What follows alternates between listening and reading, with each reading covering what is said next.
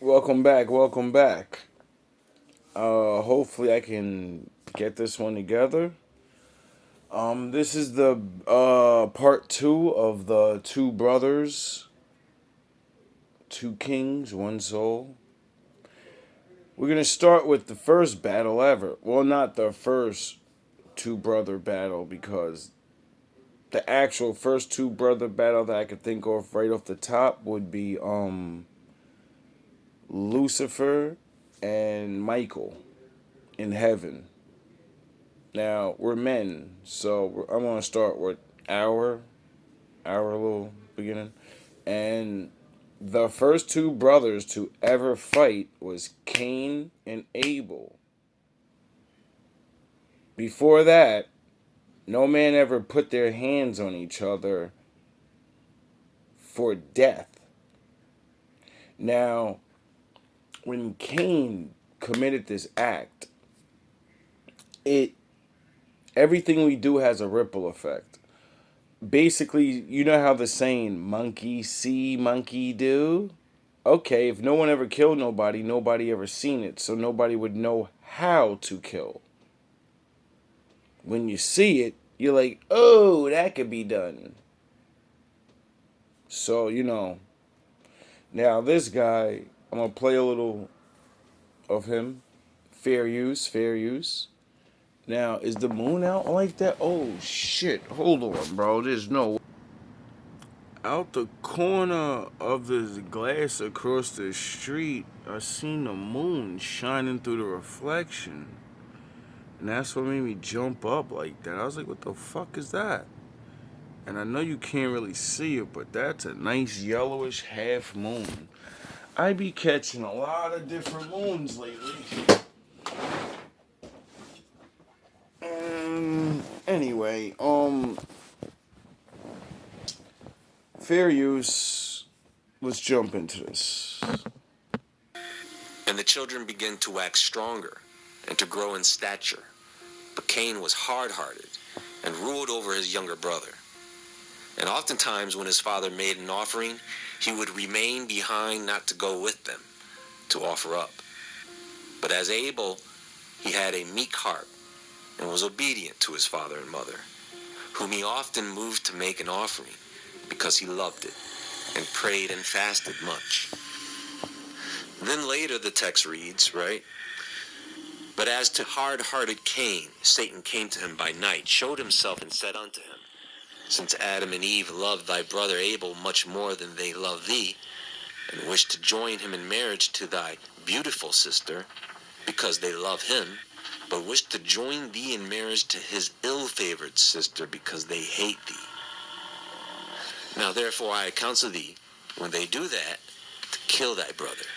Then thy sister will be left for thee, and his sister will be cast away. And Satan departed from him, but the wicked one remained behind in the heart of Cain, who sought many at a time to kill his brother. The text places the ages of Cain and Abel at 17 and 15 years old. So here's the part of the text that talks about the mark, and this is probably one of the more profound meanings of the mark of Cain. Now we'll get back into that Mark of Cain thing, but I don't want to do that. We're doing the brother thing. King who would establish God's kingdom over the nations and fulfill the promises made to Abraham.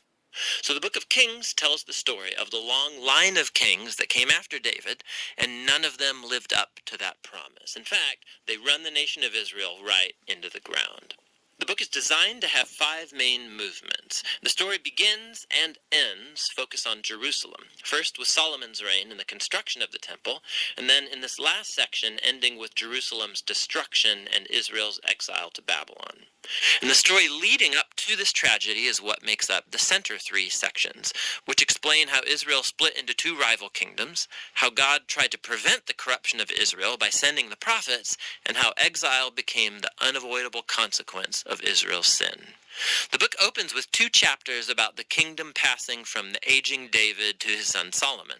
And David's final words to Solomon, they're very similar to those of Moses and Joshua and Samuel to the people. It's a call to remain faithful to the commands of the covenant and to give allegiance to the God of Israel alone. But David's words ring somewhat hollow here, because David and Solomon then go on to conspire how they're going to consolidate this new kingdom through a whole series of political assassinations. It's not off to a great start.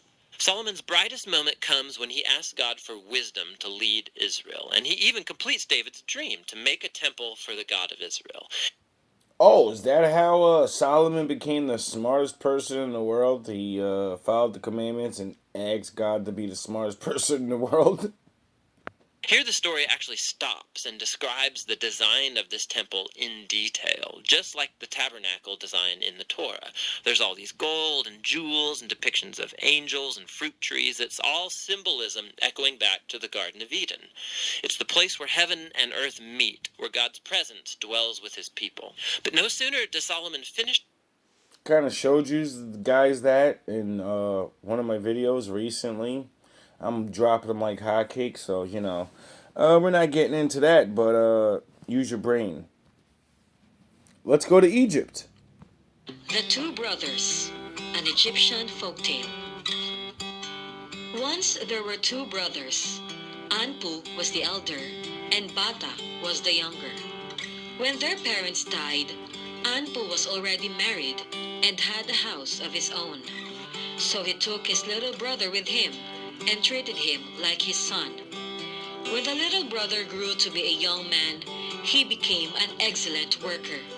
He did the plowing, he harvested the corn, and there was no one his equal in the whole land. Behold, the spirit of the God was within him. Every morning, the younger brother followed his oxen and worked all day in the fields, and every evening he returned to the house with vegetables, milk, and wood. He laid all these before his elder brother, and he took with him his bread, and he drove the cattle into the field. Because Anpu loved his younger brother very much, his wife became very jealous, and she wanted to destroy Bata. One day, when Anpu and Bata were in the fields, they needed some corn, so Anpu sent Bata home to get some. The younger brother found the wife combing her hair and said to her, "Get up and give me some corn, that I may run to the field, for my elder brother is in a hurry. Do not delay." At eventide, Anpu returned home earlier than his brother because Bata had much work to do in the fields. Anpu was met by his wife, who was crying bitterly. She showed him her arms and legs, which she had painted black and blue, and accused Bata of having beaten her up. She pretended to be in great pain. She did not give him water to wash his hands with. She did not light the fire for him. She pretended that she was very sick. Oh, so chicks calling false allegation on dudes goes back to ancient times? Getting dudes' heads, having brothers fight over you is ancient shit? It's funny, all the ancient stories of all the greatest men in the world, they all fall because of women. All of them. Anpu became very angry. He sharpened his knife and waited for Bata in the stable. When the sun went down, Bata came home as usual, loaded with herbs, milk, and wood. As he entered the door, he saw the fate of his brother and the sharp knife hanging by his side. The brother sprang from him, and Bata fled, praying to the god Ra, "My good lord, save me from death, thou who divines the evil from the good." You know that Ra, the word Ra, the god Ra, just means light, right? You know that, right? So he prayed to the light God, the light lord, the lord of the light, for help. But he's an Egyptian. Ra heard his cry. He made a river flow between one brother and the other and filled it with crocodiles. Bata asked his elder brother, "Why do you seek to kill me? Am I not your brother, and have you not always treated me as if you were my father? Has not your wife been as mother to me? Now since you want to kill me, I shall go to the valley of the acacia." Anpu answered, "Why did you beat up my wife and almost kill her?"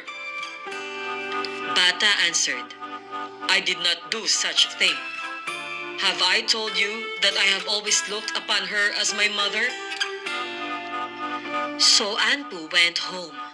He found his wife near the river, washing off the black and blue dye with which she had painted herself. Filled with great anger, Anpu killed his wife and cast her to the dogs. Then he sat down, poured ashes on his head, and mourned for his younger brother. Wow, that's crazy. Cause in the Hebrew faith, when you want to cry aloud to God for forgiveness and things, you jump on the floor, you cry like a wailing baby, and you throw dust up in the air. You throw dirt over your head. That's what they used to do. But you see, bitches get stitches too. Stop lying on niggas. You're lucky this ain't back in the day. Half you chicks wouldn't even exist anymore because you would have got yourself thrown to the pit. You would have been done already, half you chicks. You just lie about everything. You just take life all the time and think it's a fucking game. Save more with Metro by T-Mobile so you can enjoy more adventures no matter what gets thrown at you. Free advertising. There had already been 4 worlds, each set in motion by its own Lord Sun, and each, in turn, destroyed. Let's go to South America. Nanahuat, weakest of the Aztec gods, sickly and covered in pimples, had been chosen to form a new world. There had already been 4 worlds, each set in motion by its own Lord Sun, and each, in turn, destroyed. The first by jaguars, the next by winds, the next by rains of fire, and the fourth by floods.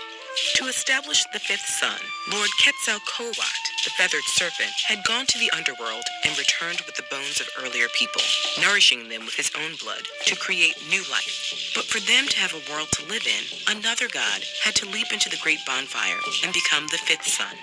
The Lord of Sustenance and the Lord of Fire had chosen Nanahuat for this task, while the Lord of Rain and the Lord of the 4 Quarters had picked their own offering, the proud, rich Texies Tecat.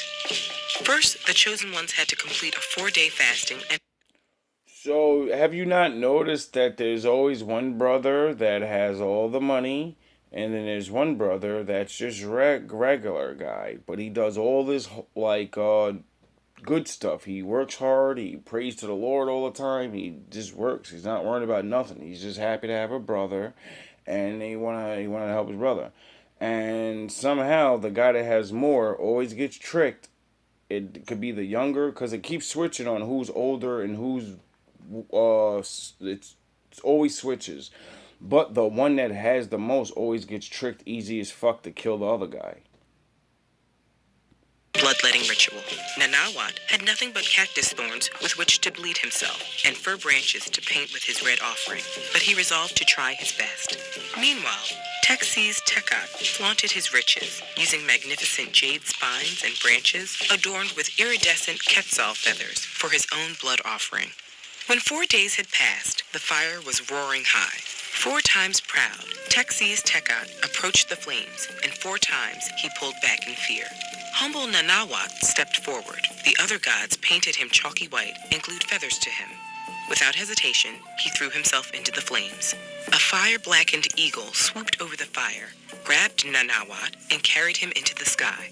There, Lord and Lady Sustenance bathed him, sat him on a feathered throne, and wrapped a red band around his head. Inspired by Nanahuat, Texies Tecat, who's stalling now, threw himself into what was left of the fire, cooled ashes. A jaguar jumped over the fire pit, but couldn't carry Texies Tecat into the sky. When Texies Tecat reached the horizon, A band of goddesses dressed him in rags. Still, he shined just as brightly as Nanawat. Okay, so the sickly looking guy gave all that he had. Wasn't much, but he gave what he got. And the other rich guy gave, some nice ass shit. But it wasn't all that he had. It was to birth the no whole world, and your punk ass is holding back. What a fucking cornball. Then after he sees the other guy dive face first into the fire pit and become a phoenix and resurrect into the sky or some shit, and then the gods up there give him all his fancy clothes and all his dapper shit. Then he wants to jump in there after he sees the reward for jumping into the fire. And there's nothing but smoke and ashes. So he jumps in, and the lower gods get him, and they dress him up in rags. He's no longer dappered up no more. He's no longer shining on niggas. But he's still good, though. But since he had shown far less bravery and much more pride, one of the gods picked up a rabbit and tossed it in his face, dimming his light. Damn. But the fifth world still wasn't truly established. Nanawat, Lord's sun, shined for 4 days straight without moving through the sky like all the previous suns had moved. Back in their home, Teotihuacan, the gods began to worry. They sent Obsidian Hawk up to ask what was wrong. Nanawat replied that just as he had sacrificed himself to become Lord's son, he now needed the nourishing blood of the other gods in order to move through the sky. Enraged at this suggestion, Lord Dawn stepped up and shot an arrow at Lord Sun. Damn. Lord Sun shot back, and his Quetzal-feathered arrow struck Lord Dawn in the face, Once turning it's him to popping. frost. Whoa! Before anyone else... Shit, you don't play with a nigga when he ascends to fucking Super Saiyan. Are you serious? Nigga said, listen, dog, you need my blood? What you talking about? He looked at him like, dog, what you talking about? I'm the new fucking godson around here. What? Oh, you pop it off? He dodged that shit like Neil and then hit him with a fucking thunder beam and blew his face off and turned it to fucking frost or whatever it said. Like, them ancient days is real gangster.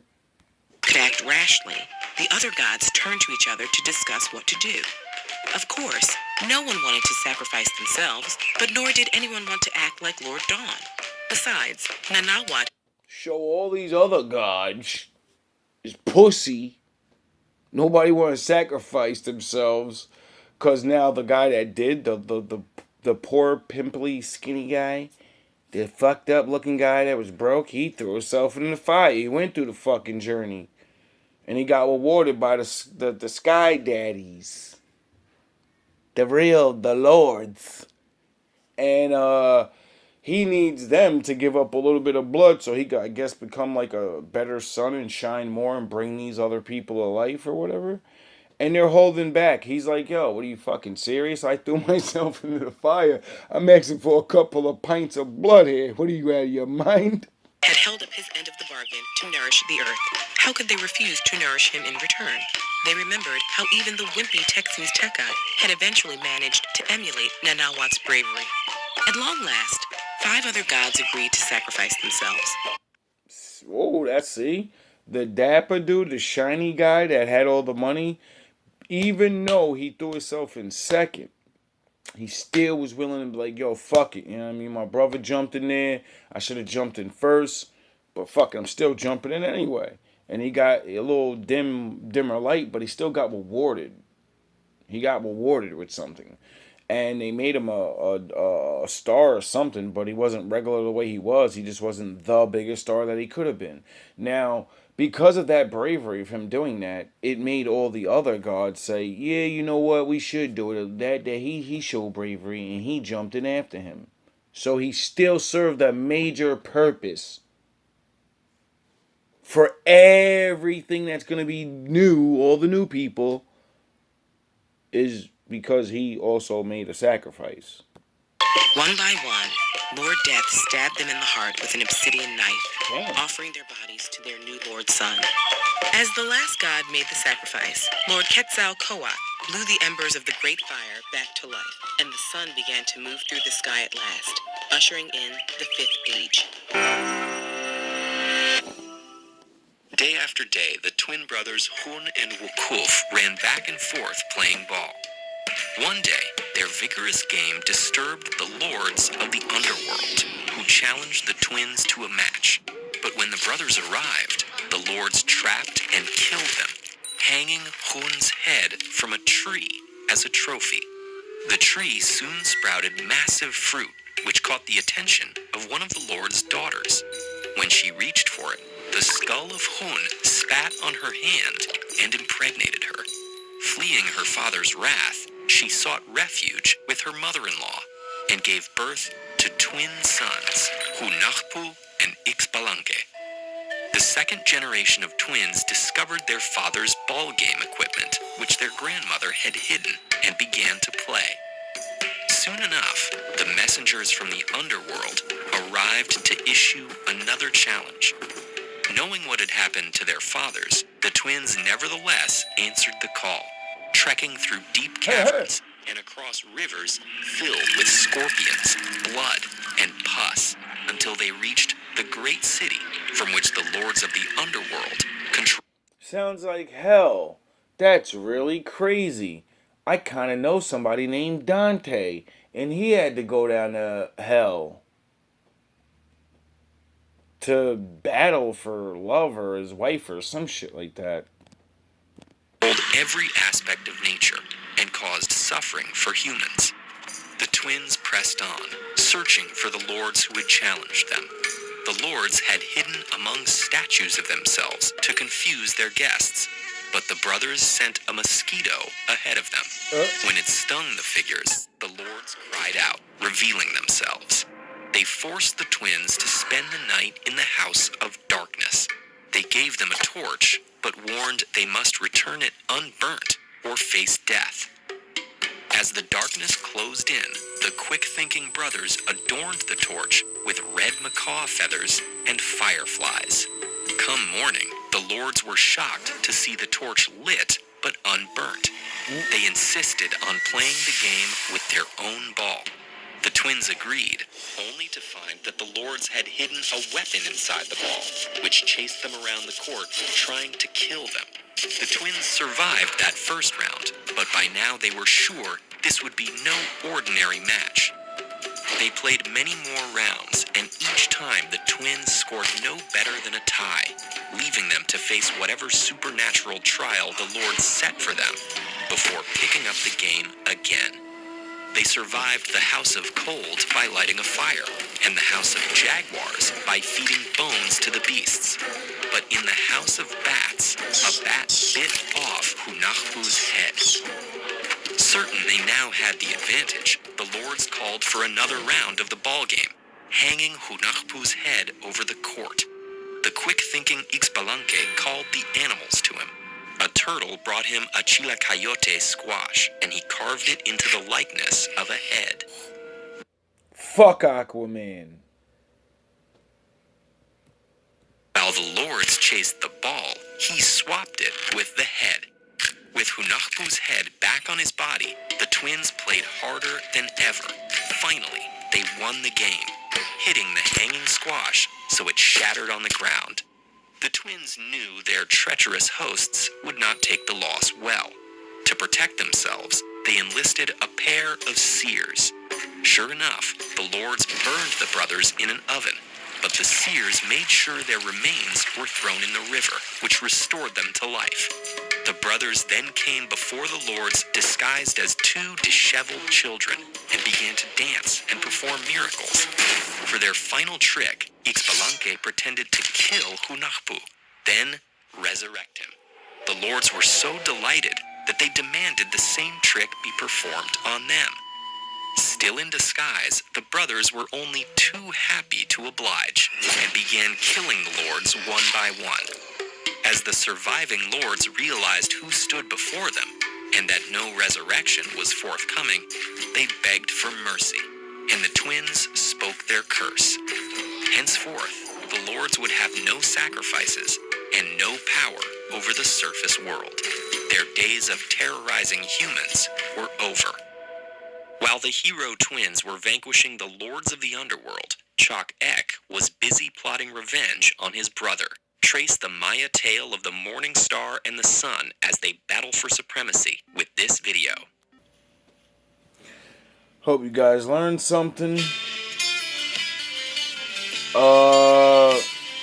Found those videos a little randomly, maybe a couple days ago or whatever. Been holding on to those. I'm definitely going to continue this brother thing, because that's just all ancient days. I haven't even gotten to, like, you know, all the other days, and then all the stories, and video games, and movies, and blah, blah, blah, blah. There's so many different ones. But, yeah, I definitely been enjoying myself these last couple of days. Learning some new things. I hope you guys enjoy your night. And I'll be back in a little bit. All love, all praise to the Most High. Adonai.